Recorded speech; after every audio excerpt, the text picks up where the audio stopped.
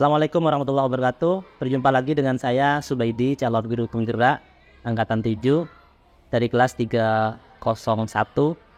Hari ini saya mau melanjutkan percakapan supervisi klinis dengan Ibu Monatun dan didampingi dengan Bapak Hermanto selaku pengajar praktik di program calon guru penggerak.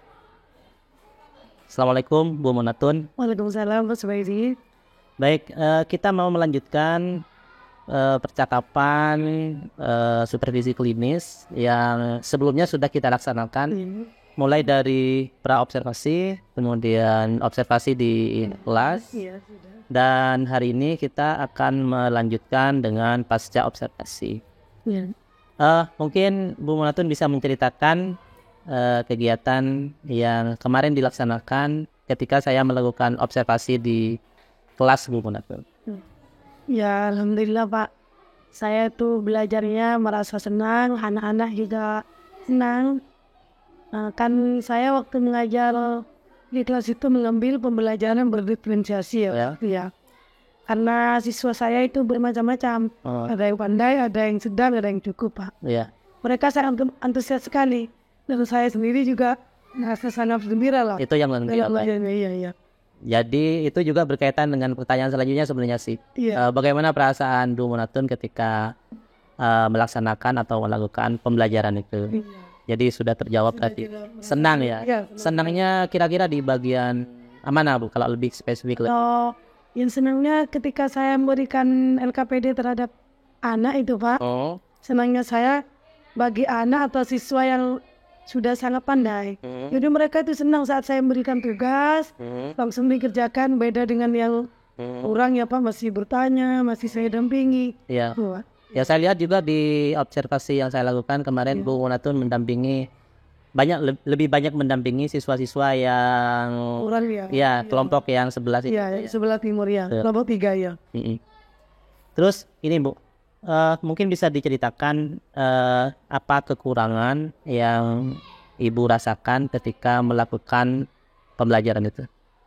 Ya, kekurangannya ya saat saya menerangkan itu Pak, bagi anak-anak yang kurang paham ya, walaupun saya sudah ulang-ulang berkali-kali pembelajarannya kemarin, diulang sekarang, ya bagi siswa yang kurang, ya jadi di bagian itu ya Bu Monatun sama sih.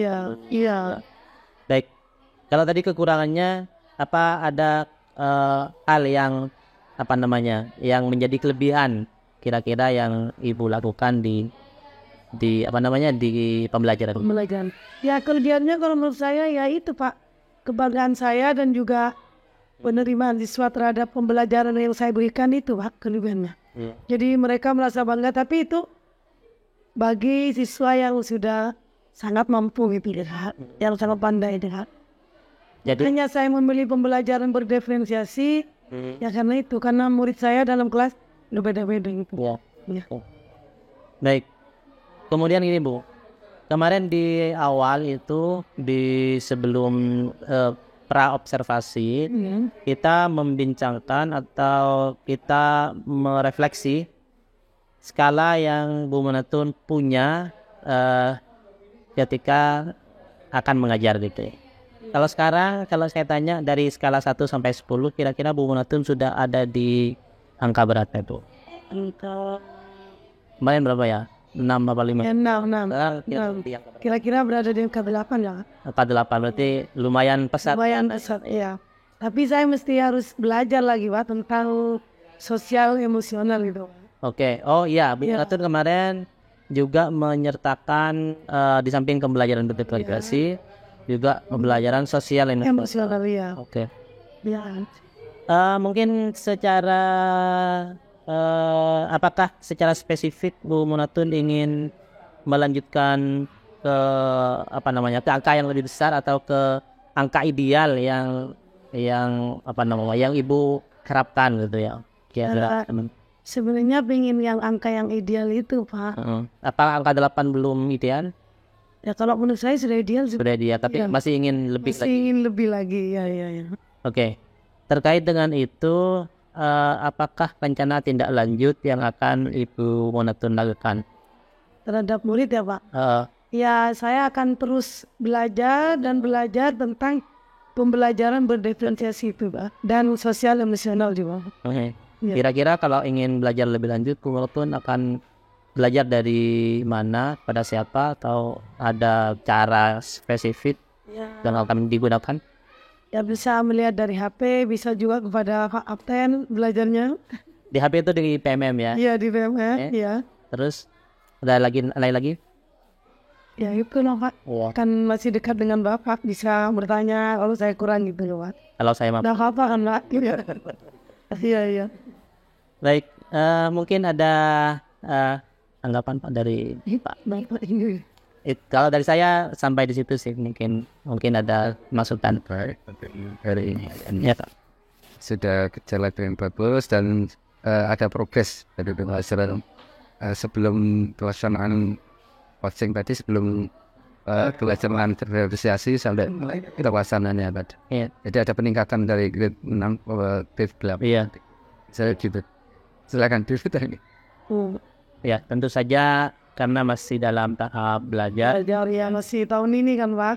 Ya. Apalagi Laksanakan kurikulum merdeka.